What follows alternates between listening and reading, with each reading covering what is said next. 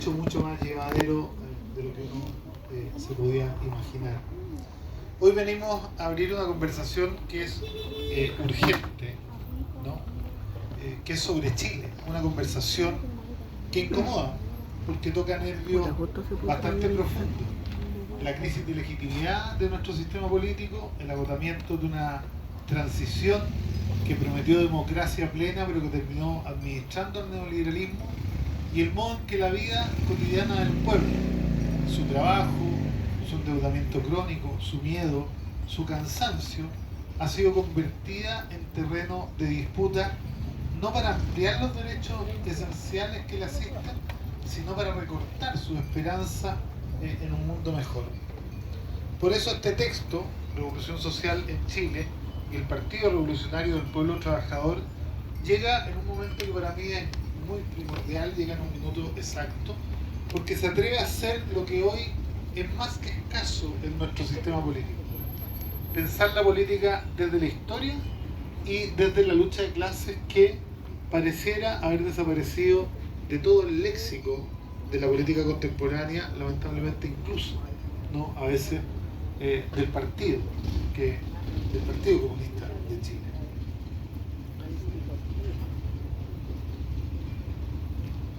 Quiero partir agradeciendo además a quienes hicieron posible esta obra que es colectiva, a Senda, a las instituciones convocantes al seminario, a las y los participantes del ciclo de conversaciones que este libro retrata, y muy especialmente a sus autores, Manuel Ruiz Julio Corbalán, que asumen una tarea sumamente difícil: escribir para intervenir en la realidad,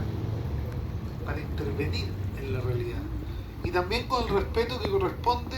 Hago mención especial a la dedicatoria que el libro tiene a Osvaldo Fernández y Hugo Facio, porque la teoría, cuando es seria, nunca se separa de la causa del pueblo, y ellos son sin duda dos ejemplos de esto que no tenemos que olvidar.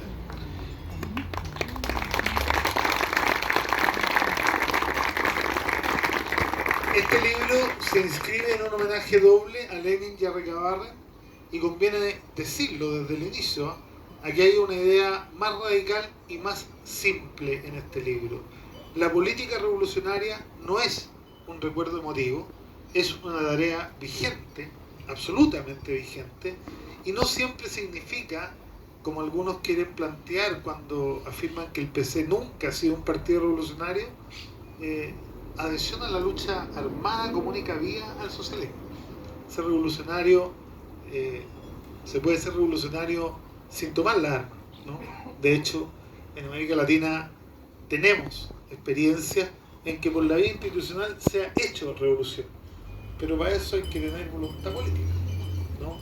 Y aquí parece que ha faltado, porque la historia finalmente no premia a quienes repiten consignas, ¿eh? Premia, cuando lo hace, a quienes son capaces de leer el momento, entender la correlación de fuerza y construir organización popular y unidad de clase donde otros solo ven dispersión y renuncia ideológica.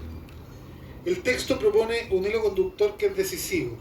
Primero, que las grandes irrupciones populares son parte de un ciclo histórico. El libro lo dice sin rodeo: las revoluciones suceden, ¿no? Y eso, y si eso suena obvio, es porque nos han educado para olvidarlo. Nos han dicho durante décadas que el pueblo debe resignarse a escoger administradores del mismo modelo, que la democracia se reduce a votar cada cierto tiempo y callar el resto, que los derechos son mercancía y que el mercado es hoy natural. Pero la vida real desmiente esa pedagogía de la derrota. La vida real enseña que cuando la explotación y el abuso se acumulan, cuando la dignidad se aplasta durante demasiado tiempo, como ha pasado en nuestro país, el pueblo irrumpe en ese espacio que le está vedado, en el espacio urbano, en el espacio social y en la política. A veces marchando, a veces gritando, a veces votando, a veces en huelga, a veces en la calle, a veces en mil formas inesperadas. Y cuando irrumpe, la pregunta no es si la historia se moverá. La pregunta es: ¿quién conduce y hasta dónde quiere llevar el movimiento. Ahí entra en el corazón del libro, la necesidad del Partido Revolucionario del pueblo trabajador. No entendido como una etiqueta, no entendido como un nombre, no entendido como algo a que se adora, como un fetiche, ¿no? Sino que mucho menos un nombre en un registro electoral, ¿eh? Yo creo que eso hay que tenerlo muy claro. Hoy día cuando el registro electoral quiere convencer a muchos de que yo he dejado de ser comunista, es bueno decirlo, no es un nombre en el registro electoral. Esto se entiende como una fuerza política real inserta en la base social, disputando el sentido común al hegemón, como instrumento capaz de encauzar una irrupción popular hacia reformas estructurales, un instrumento capaz de convertir la rabia y la indignación en programa, en organización y en protesta y en poder democrático. Y esto aquí es bien relevante porque cuando el libro plantea que las movilizaciones, las revueltas y el pueblo irrumpen cada cierto tiempo cuando se cansan los abusos, uno tiene que asumir que eso pasó hace pocos años y que precisamente lo que faltó fue lo que el libro plantea, ¿no? Y quizá seamos nosotros y nosotras los que con mayor autocrítica tengamos que mirarlo, porque yo, para los que lo han olvidado, les quiero hacer un pequeño recordatorio. Estuvimos durante cuánto tiempo llamando al pueblo a movilizarse. Los 1 de mayo, los 11 de septiembre, las movilizaciones estudiantiles, y siempre nuestro llamado durante 20, 30 años era a movilizarse. Compañeros, hay que levantarse. La CUT, los estudiantes, la NEF, el colegio de profesores, aquí está Jaime. Nadie podría dudar de lo que estoy diciendo. Y sin embargo, cuando el pueblo se levantó, nosotros mismos dijimos, chucha, ¿qué espera detrás? O sea, después de 30 años de estar llamándolo a levantarse, cuando logramos, cuando la situación objetiva hizo que se levantaran, nos hicimos la desconocida y dijimos, no, nosotros no tenemos nada que ver. ¿Quién estará detrás? Eso habla de la desconexión profunda de un partido que alguna vez tuvo vocación de ser el Partido Revolucionario del Pueblo Trabajador y que hoy día claramente parece no serlo, ¿no?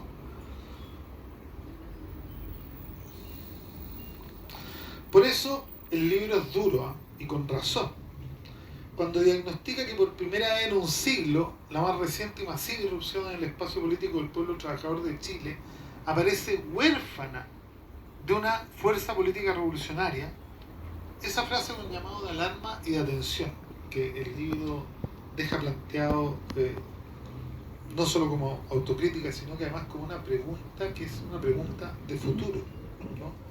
¿Y por qué ocurre esa orfandad? Dice el texto. El texto propone una respuesta incómoda. Dice, porque la política chilena, especialmente la que se dijo popular y democrática, cayó en la trampa de la sobreinstitucionalización. Porque confundió gobernar con gestionar. Porque aceptó el marco neoliberal como si fuera inevitable. Porque creyó que el gran problema era comunicacional y no estructural. Porque además se enamoró de la estética y abandonó la ética. Y esto se ha visto, ¿no? Imagínense que para el cambio de mando, recuerdo de este gobierno que está llegando a su fin, se excluyó por violación a los derechos humanos a Cuba, Nicaragua y a Venezuela, lo recuerdan, ¿no? Pero se invitó al rey de Marruecos. Y el día que este gobierno estaba criticando la ausencia de la acta en Venezuela, el mismo gobierno estaba firmando un acuerdo de cooperación en Emiratos Árabes Unidos. O sea, claro, como aquí en Chile nadie sabe quién chuchas son, da lo mismo, eso de estar enamorado de la estética, pero renunciar a la ética. Da lo mismo porque nadie sabe que son dictaduras, monarquía absoluta y que están un año a luz de las violaciones que uno pudiera discutir en el resto del mundo. ¿Por qué? Porque además, en nombre de la gobernabilidad, se postergaron, y esto lo dice con mucha claridad y la enumera, ¿no?, las reformas indispensables para desarmar lo los abusos heredados de 1973. Yo no los voy a enumerar porque seguramente con mucha más propiedad Manuel se va a referir a ellos, ¿no? Pero aquí aparece el tramo que no podemos omitir y que este libro ayuda a mirar de frente. El proceso que va desde la salida pactada de la dictadura a la administración prolongada del modelo. La transición fue presentada como recuperación de la democracia y ciertamente recuperamos libertades, pero no la democracia. No esa democracia que el pueblo venía construyendo a partir de su incorporación y ascenso en la vida política de la nación durante el siglo XX y que llegara a su punto más alto durante el periodo de la Unidad Popular liderada por el presidente Salvador Allende Gossens, quien fuera asesinado por los lacayos nacionales del mismo imperio que hace un par de días secuestró al presidente constitucional de la República Bolivariana de Venezuela. Esa transición dejó intactos pilares del poder económico y cultural que la dictadura instaló. Se nos dijo, primero crecemos, después distribuimos. Se nos dijo, primero estabilizamos, después transformamos. Se nos dijo, no tensionemos, no toquemos. Y así con los años, la promesa de derechos se convirtió en una realidad compuesta de deuda, precariedad y desigualdad. La promesa de participación se convirtió en una desafección cada vez más profunda del pueblo respecto al sistema político. Y hay que recordarlo, entre la elección del 97 y la elección del 2000, la siguiente, las elecciones de Frey y de Lago, la Concertación perdió 1.500.000 votos que no se fueron a la derecha, se fueron para la casa, compañero. Y que seguramente hoy día siguen alimentando a aquellos que no votan o que votan nulo, ¿no? ¿Y por qué? Porque la promesa de un país justo terminó sosteniendo con retoques el mismo orden que prometía superar. Es el caldo de cultivo del retorno del pinochetismo, porque el pinochetismo vuelve, pero como tecnología política, vuelve mediante una elección popular, como restauración de la autoridad, como exaltación del castigo a quien se atreve a desafiar el modelo, como privatización de todos los derechos, pero también, y esto es muy relevante, como privatización de la culpa y del fracaso que el modelo le impone a las mayorías nacionales, ¿no? O sea, aquí se convence al pueblo trabajador, que el pobre es pobre porque es flojo, ni que la niña que sufre un embarazo adolescente es porque es huevona o porque es bueno o es mujer. Entonces, eso es privatizar la culpa y privatizar los males que el mismo modelo genera. Y ahí el orden vuelve también como guerra cultural. Hay algunos que afirman, yo puedo discutirlo a veces, pero también a veces le encuentro la razón, que la derecha terminó leyendo a Gramsci con mucho mayor delicadeza que nosotros. Porque hoy desarrollan una batalla cultural que fabrica enemigos y que vuelve con un lenguaje simple, orden y seguridad. Y cuando la vida se vuelve insegura, ya sea por el aumento de los delitos, nadie los puede conocer, pero también por la narcoeconomía, o por la precariedad laboral, o por la crisis habitacional, o por el abandono estatal, el orden termina apareciendo como salvación, y el miedo se convierte en el poder detrás del poder. El libro nombra con precisión la causa histórica de la revuelta, esa consigna que se volvió diagnóstico colectivo, aunque hoy demasiados la nieguen, ¿no? Y traten de negar incluso hasta el negro matapaco. No son 30 pesos, son 30 años. Esa frase no acusaba solo a un gobierno, acusaba a un modo de gobernar, acusaba a una forma de convivencia social donde la política de los acuerdos y los consensos terminó vaciando la democracia de contenido y de sentido, y terminó validando acuerdos con los abusadores, con los pedófilos, con los neoliberales, con los coludidos, y postergando las mayorías. Cuando una sociedad vive décadas así, la crisis no es solo económica o social, es crisis de autoridad, de legitimidad y de horizonte. La reacción sabe moverse ahí, lo hemos notado en estos últimos días sobre todo. Toma angustias reales y las convierte en resentimiento dirigido hacia abajo. Y esto es lo más duro, porque ahí no hay partido, y no hay Partido Revolucionario del Pueblo Trabajador para discutir cuando el poder, ¿no?, lleva la indignación hacia abajo. Y hoy día, claro, se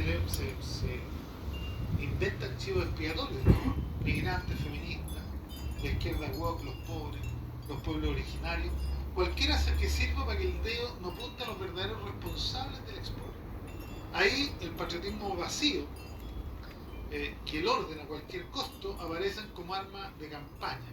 Y todo eso se amplifica en un ecosistema donde el sentido común se fabrica con clips, con memes, con miedo, con mentiras que viajan mucho más rápido que la verdad, porque volvemos a lo mismo, no hay partido revolucionario del mundo trabajador que se encargue de difundir en la base la verdad, porque ese partido revolucionario ya no está, y no está en la base tampoco, está en las instituciones, está ganando salario.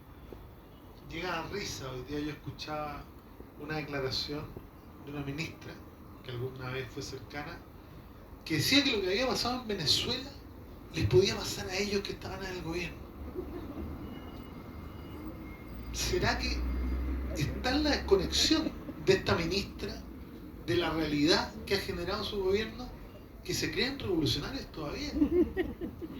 No entienden que ellos no lograron jamás poner en jaque ni la propiedad, ni el poder, ni las relaciones sociales, y tienen miedo. Y ahora se acordaron que la intervención no era buena. Tarde, como siempre, tarde. Pero si este libro quedara en denunciar a la derecha, sería completamente insuficiente. Su valor también radica, y el valor de la izquierda, de una izquierda que quiera estar a la altura, está en la autocrítica. Y aquí quiero decirlo sin rodeos: la izquierda chilena perdió territorio material, en la población, en los sindicatos, en los comités de vivienda, en los consultorios, en las ferias, en los barrios, pero también territorio simbólico, en el sentido común, en el lenguaje. Terminamos hablando igual que los neoliberales, ¿no? En el relato. Se volvió demasiado institucional, pero demasiado queda corto, demasiado institucional. Hoy día hay algunos que son capaces de renunciar absolutamente todo por 4 años más de salario, y eso no alimenta ningún proceso de transformación, ¿no? Llegó tarde a las redes, la izquierda. Llegó tarde también al combate cultural. Y muchas veces cuando llegó con un tono que no convence a nadie, con un tono tecnocrático, con un tono defensivo.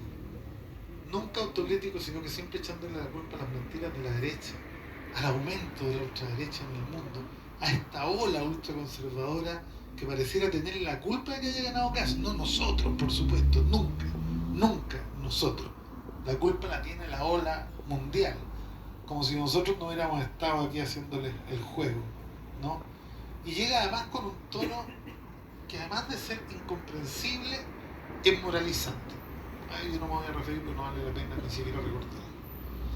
El mejor gobierno de la historia, los superiores morales, ¿no? Pero aún, regaló todo, regaló la seguridad. Y no la seguridad que es necesidad popular, pero que no se refiere solo a la seguridad contra la delincuencia. Es seguridad con justicia y con derechos sociales.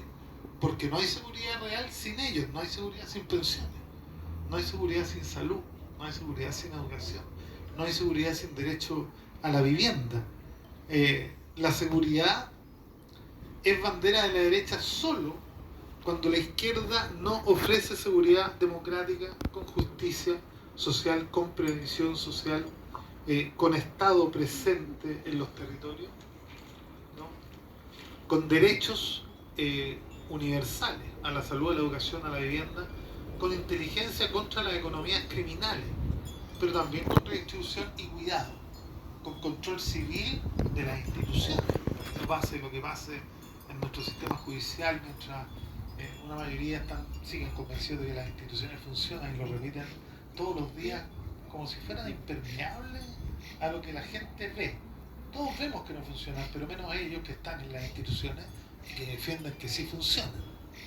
Ahí es cuando se pierde, ¿no? Y se pierde toda la credibilidad en esto que algunos llaman democracia, porque no sé, porque la izquierda se olvida que el Estado es un instrumento de dominación de clase, y ahí es cuando la derecha llena el vacío que la izquierda deja y alimenta la reacción con orden, con castigo, con xenofobia, con patriarcado y con una serie de cosas más que hoy día se nos van a venir de un día para otro, ¿no? Por eso este libro yo creo que importa mucho, ¿no? Porque nos obliga a reconstruir la pregunta decisiva. ¿Qué fuerza política puede hoy representar de verdad al pueblo trabajador? No en abstracto, no con el nombre, sino que con su vida concreta. ¿Qué organización puede volver a unir dignidad con orden democrático? ¿Qué organización puede hoy día pelear por los derechos con seguridad, con memoria y con futuro? Presentar este libro entonces una invitación a algo más que leer, es una invitación a pensar estratégicamente, a disputar el sentido común, a reconstruir presencia territorial y a entender que la historia no se mueve sola, la mueven los pueblos organizados, no los pueblos organizados, lo que Lenin habría llamado las mayorías activas. Termino con una idea muy simple. La redacción promete volver al pasado, porque no puede ofrecer ningún futuro.